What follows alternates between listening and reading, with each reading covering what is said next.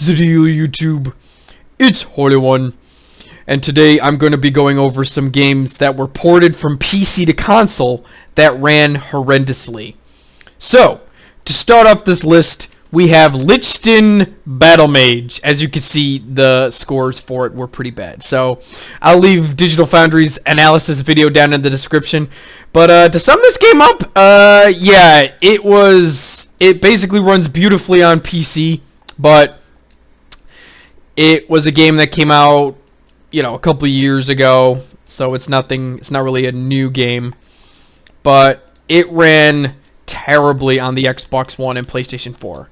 It ran below 10 frames per second on the base Xbox One, and there was this weird screen space reflection, which means the whole game would be dark and you couldn't see what was going on in the game.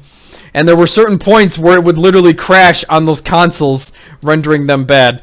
And the resolution was very low. I think for the base Xbox One, it would go below 720p at times. And even on the PS4, it would also drop down pretty low too. So yeah, on top of bad performance, the game basically is like it's like a run and gun mage spells power kind of game. So yeah, it ran pretty poorly, if you ask me. That's probably one of the, even Digital Foundry said that this is probably one of the if not the worst ported games to consoles from PC. So that's starting our list off right there.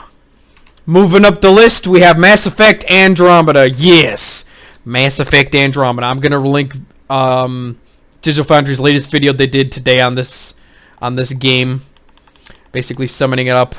How basically when it launched, this was a showcase for the PS4 Pro when it was revealed back in 2016,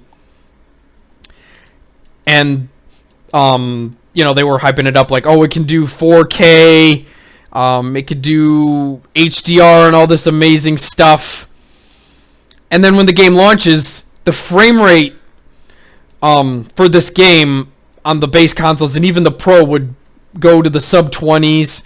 And Digital Foundry was like, well, the Frostbite engine does 60 frames for Battlefield. We were wondering why it has so much performance issues on that. Not to mention there were more glitches for this game on the consoles than there were for the PC. I played this game on PC for 25 hours, minus the whole facial expressions. I didn't encounter many glitches. The game ran really good on PC, and this even the Mass Effect Andromeda development team said that they worked very closely with NVIDIA to make this game. So once they were done with NVIDIA making the PC version, they're just like, you know what? Let's port it to the consoles, which are running AMD hardware. So that's where the bad performance came into question on that, unfortunately for those guys. So other than, frame rate stuttering, poor resolution scaling, the bad performance you get from these poor console implementations of ports. So that's the next one we got on the list. Up next, we have Ark Survival Evolved. Ooh boy. This game, if you guys thought this game had issues on, low-end PC hardware, oh my god, this game is probably one of the worst console ports ever. And not only did the developers okay, this is how bad this game performs on console. So the Xbox One X, the most powerful console in the world, runs this game at epic settings, and it can only manage to do 1080p at maybe dropping below 40 to 30 frames per second on a $500 all-powerful console. Yeah. And the performance for this game on the base Xbox One, the resolution goes down to 600p or some crazy stuff. I'll link the Digital Foundry video in the description so you guys can check that out. So yeah, this game, and to run it in split screen, Digital Foundry is like, oh yeah, it performs even worse in split screen mode, which is no surprise because you're taking half the screen up. So yeah, that's another one of those failures that was ported over to the consoles. So yeah, Ark Survival Evolved is a beautiful game, but yeah, they're bringing this to Switch, so don't expect really good performance going into the Switch for this game either. So yeah, this game isn't that performing on PC either, but it's running a hell of a lot better on PC than it is for that. So, unfortunately, Ark Survival Evolved does not perform adequate enough. Next up is Fallout 4. Obviously, this was going to be on the list after when this game launched. Yeah, it's Fallout, you know, it's buggy, it's broken, and it runs at, like, it drops to the teens on the consoles. So, yeah, it runs pretty poorly. Like, there's instances where the base Xbox One, when this launched, it would drop to 0 frames per second and stay there for a good amount of time. Like, people thought, oh, the game must have crashed. No, the game dropped to 0 frames per second. It wouldn't run. It was choppy. It was like 720p. You know, the performance for this game was very atrocious by console standards, below 30 frames per second. Whereas on a PC with the same specs for a console, you could get even better performance, which is unfortunate. But you know, Bethesda, they're lazy. They're like, all right, we got the PC game done. The modders will fix the modders will iron out any of the issues. And then we'll just, the console guys, they want mods? Oh, too bad. We can't really give them mods, so tough break. So yeah, this game was not that well of a performer. I'll definitely link the Digital Foundry video for Fallout 4 if you guys want to check that out. So, next up we have Shadow Warrior 2. Shadow Warrior 2 was made exclusively on PC. It is probably one of the best looking games on PC you can buy. It is a very fun, you know, fight demons in the Akaido period and stuff like that, Japanese style. Super optimized for PC, runs like a dream. It basically runs as good as Doom does on PC. It is a fantastic optimized game for PC. So yeah, this game released on PC first and eventually came to the consoles 4 months later. And the console port was not that great. It ran kind of poor. They had to drop the resolution down a lot. They had to cap it at 30 frames per second. The game was very ashy and blurry. I don't think they implemented any